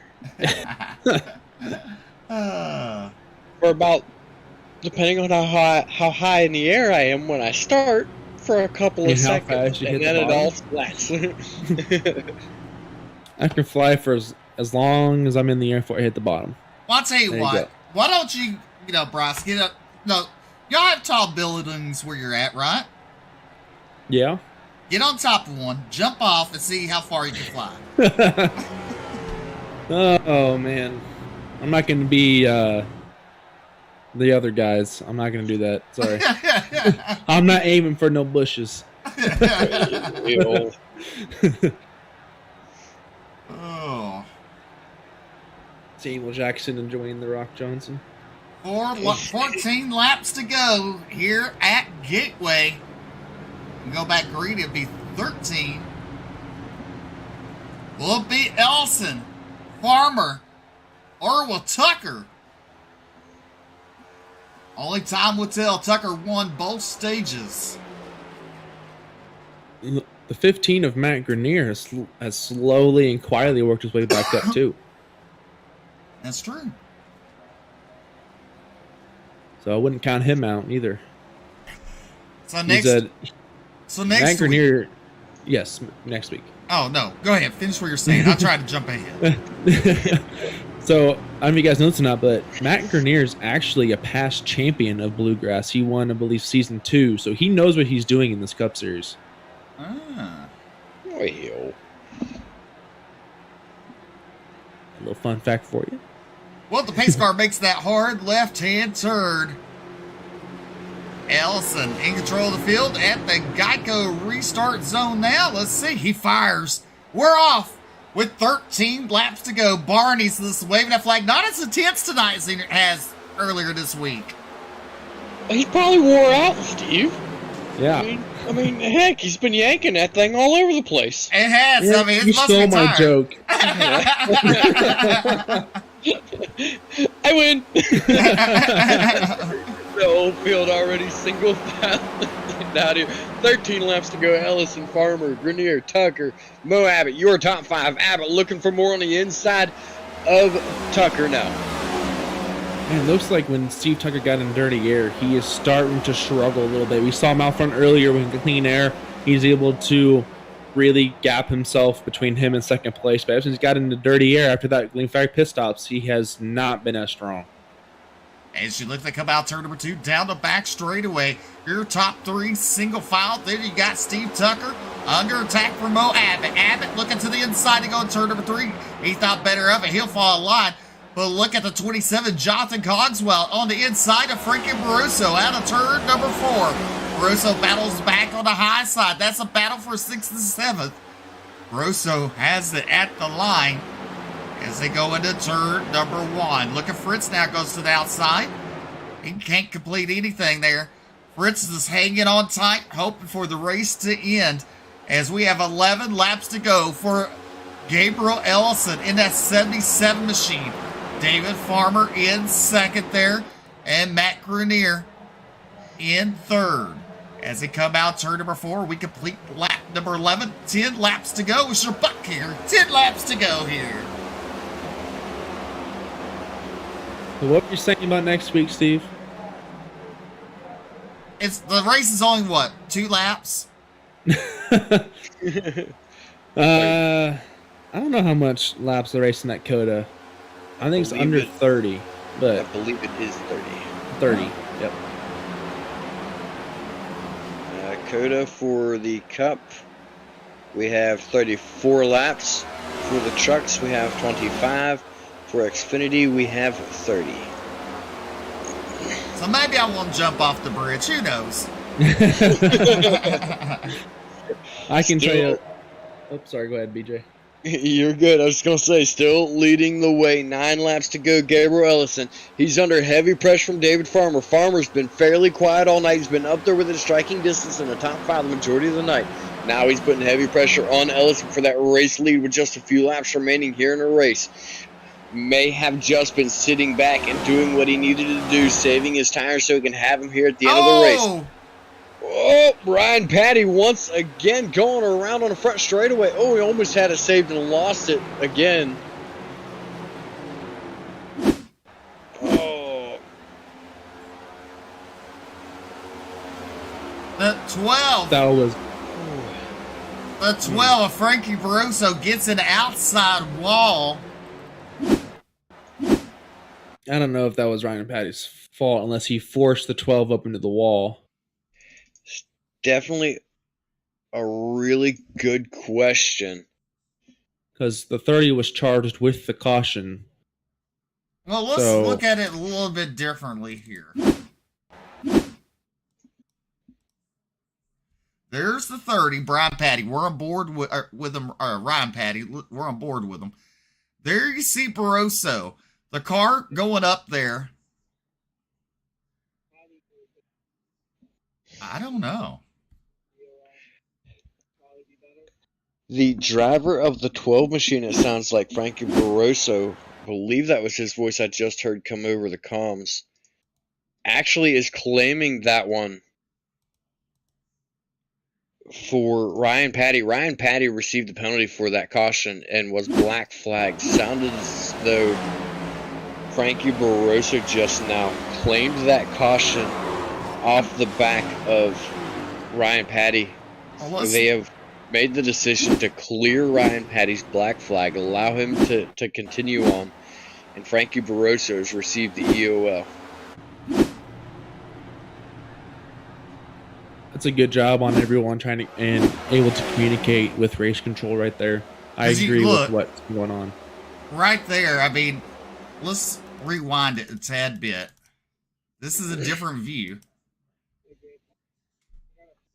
Looks a little different from this point of view. No contact, not in the bumper, not near it. There you see Frankie Barroso already pushing up. Now Barroso hits the wall, comes down a tad bit. Excuse me. Comes down a tad bit, and that's when Ryan Patty gets in the back of him. It's a good call on race control to continue to do the respectful thing and listen to the calls from the drivers there, and the drivers claim it. He went back and looked at it once that statement was made, found it to be true. Good job by everybody showing respect to each other.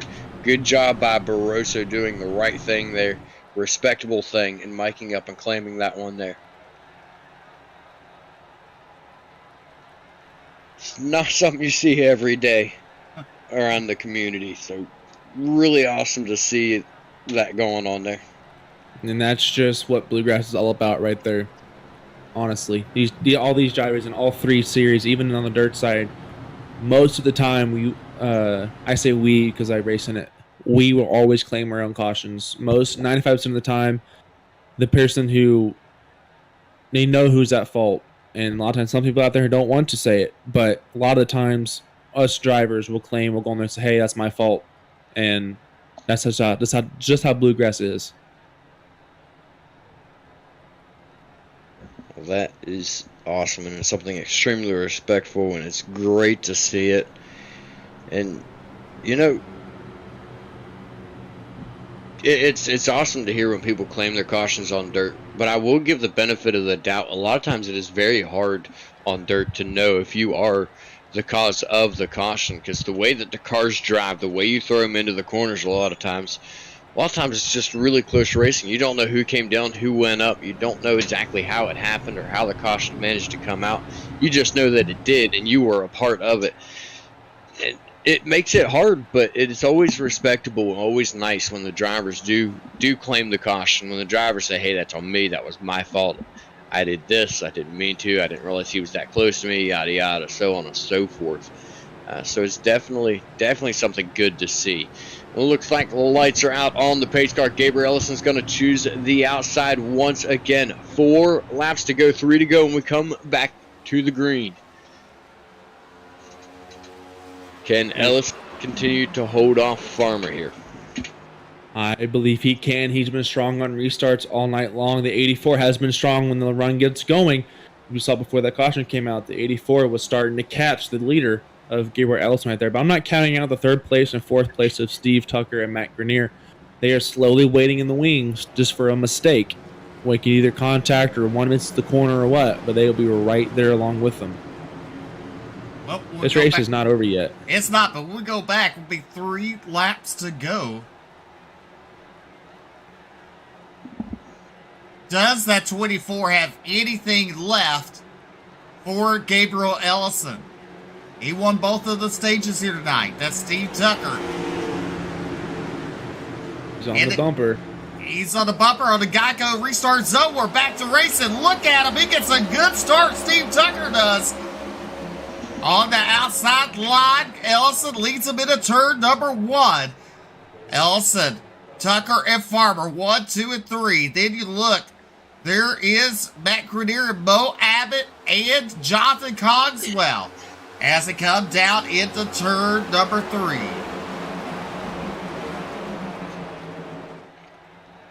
So, between the 84 got into the 27 of Steve Tucker right there in the middle of turn 3 and 4. As we see the leaders now single filed out. We got one car down low. So he got loose on the exit turn 4. As we got 2 to go battling in turn number 1. Single filing it out, fighting for those positions, trying to get everything that they can. Ellison still continuing to lead the way here. Going down into turn number 3 now. Tucker sitting back into 2nd. Farmer all over his back bumper. Farmer wants that position. Is he going to give him the bump and run here off turn number 4? He is right up on the back bumper of that number 24 machine. The final lap, here it is. Ellison out front. Tucker and Farmer. Oh, Tucker got sideways there, going into 1. Look at David Farmer now to the inside of Tucker. Tucker loose on exit 2. He loses 2nd. He's going to lose 3rd because there goes Matt around him. And look, there's Mo Abbott the 4th. But right now into turn number 3, the final time around in turn number 3, exiting turn number 4, picking up the win here at Gateway. It's Gabriel Ellison in that 77 machine. David Farmer comes on 2nd, Matt Grenier 3rd, Mo Abbott and Jonathan Cogswell, your top 5. Ellison picks up his first win of the season for that number 77. And wait, does that make me 3 for 3 this week? Does it? I think so. Who won last night? I don't know. Matt Grenier. Matt Grenier. No, Matt Grenier. Brandon Robertson. No, I did not pick last night's winner. Okay, so I went 2 for 3 this week. That's not bad. I'll take it. We need to have like a points deal and we figure out who's winning and who's losing for us. I said this 2 weeks ago. I know. I'd be winning right now. I'm just saying, I've got 3. Well, your results look like this. Gabriel Ellison, David Farmer, Matt Grenier, Mo Abbott, Jonathan Cogswell, your top 5. Then Steve Tucker comes home in 6th. 7th is Ryan Patty. 8th is Scott Fritz. 9th is Frankie Barroso. Alex Huffman comes home 10th. Brian Terry 11th. 12th is Brandon Holder. 13th, Doug Newbegin. Ryan Campbell in 14th. 15th is Brandon Zimmerman. And Aaron Smith rounds out the field in 16th position tonight. We're going to fix and go to post-race interviews here momentarily. And we did get the final lap is under review for the contact within turn number 1. So Bluegrass does have a rule where if a contact has happened and altered the end of the race, penalties can and will be pushed onto those said drivers. So really curious to see what race control is going to say here. I don't know if he's going to do it in the session or post, but pay attention to our Facebook page, our social medias, and the announcement should be made on what happened here this evening if he doesn't do it in the session. Gabriel Ellison picking up the win. What a night for them. We're waiting for them for their post-race interviews. You've been watching Ultimate Dirt TV. We're just slowly waiting for them. They'll trickle in slowly. And I just took a look back as to what they were looking at. I would say they are probably reviewing that right now as to whether or not those results will stand and David Farmer will continue to hold that second position. Definitely going to be some controversy involved in this one here. Looks as though David Farmer has made his way to the staging area, though. I think it's kind of hard to hear. To have my volume turned down so I can hear you two. But it did sound like the race control did say all it was the 84 got the 24 loose, but the 24 was not wrecking loose, so the field is staying as is. So it goes winner of the 77 to Gabriel Ellison, second place 84 David Farmer, and third place 15 of Matt Grenier. All right, well, I caught up with your third place finisher tonight, Matt. Congratulations, sir. Thank you very much. How are you doing tonight? Doing pretty good. Well, exciting final lap there. Did you think you was going to have a podium finish tonight? I thought it was going to be close. I really wanted to see it go green because we were looking pretty good after that, right before that last caution when it came out. I didn't know if I was going to get back to it just because I was going to be starting on the inside and the outside was key coming out of 1 and 2 there. So, sometimes you get lucky and I'll take it. Definitely. So the race, we only had 3 cautions? Somewhere around Yeah, there, around about 3 cautions. I mean, it was pretty much racing the majority of the race. Tell us how that plays a set. I mean, do you like that because you're in a rhythm, or do you like it when everybody's bunched back up? I personally like long green flag runs. I feel like I excel on the back end of runs, so I want to see it go green as much as possible. When we had the I think the last pit stop after the stage 2 caution, I stayed out a little bit longer than everyone else, and I fell a little bit behind, but I was making up a ton of time on the back end, and the caution came out, I don't know, 105 maybe, and I was hoping for another 5 or 10 laps because I was coming. But those things happen, and kind of reset and get back into the rhythm and hit the marks. That's the biggest thing here, was definitely hitting the marks in 1 and 2 and making sure you didn't slide the tires up off of 2. Well, go ahead and thank those fine sponsors making it all possible for you tonight. Yeah, I just got to thank Main Dump Runners, sponsor my car here earlier. Trash removal needs and clean you up real good. Got to thank my teammate and Alex Healy for strategy tonight. We worked really well together. And then got to thank my parents for watching it each and every week, as always. My fiance for allowing me to do this. Without her, it's not possible.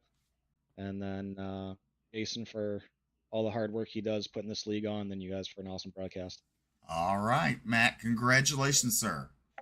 Thanks, guys. Have a good night. You too. Well, that's Matt Grenier picking up your third place finish tonight. BJ, you caught up with your second place finisher. of David Farmer. That's right. I have caught up with David Farmer, driver of the number 88 machine. David, 88. bit of a 88. What race are you 84. watching? 84. I'm dyslexic, okay? The 84 machine. David, man, what a finish there. What a move to take that second spot away.